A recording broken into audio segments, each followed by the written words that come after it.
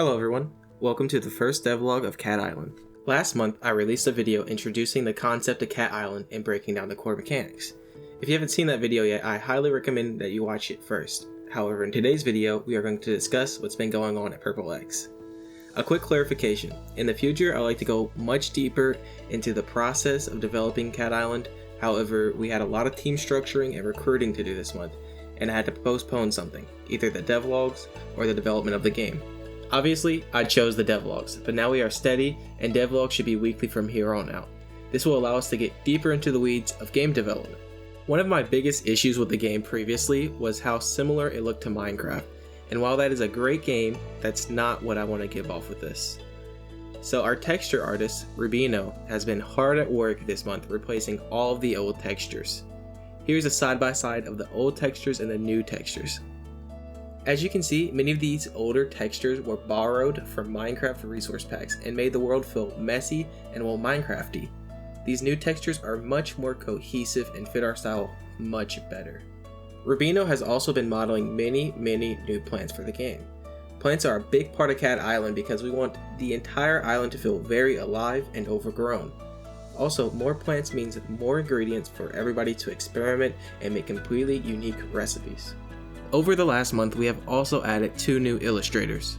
Currently, they are working on talking heads for the cats and our Steam page art. If you want to wishlist Cat Island or just want to check our Steam page out, the link is in the description below. Most of the art is not done yet though, so I just made some temporary art for now.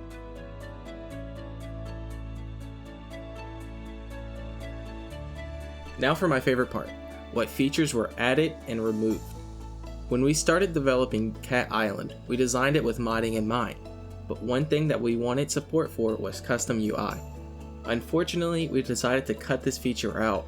To be clear, the game will still have complete support for modding, but custom UI greatly slowed down development time and was not the best system anyways. This idea may be revisited after release, so stay tuned. Some good news though is many features have been added, changed, or polished. First, we have finished the day-night cycle, which means each day on the island will be about an hour long, giving you plenty of time to explore with the sunlight or gather and craft at night. A second new feature is rebindable keys in the settings menu. This sounds like a smaller addition, but it took about 3 to 4 days to implement and even longer to test and polish. The reason we put this off for so long is because with the previous UI system, something as complex as a settings menu would have taken at least a week of very tedious work and another week of bug fixing. However, it is now done and all key bindings, including modded ones, will be fully rebindable. One of the biggest features added is multi-threading. This is a fantastic addition as it greatly improves the performance of the game. This is one of the worst things I have ever had to do though. The problem is our engine, Unity. Unity's implementation of multi-threading is severely limiting, buggy, and a nightmare to work with. This step was crucial though to start work on our next big feature, multiplayer.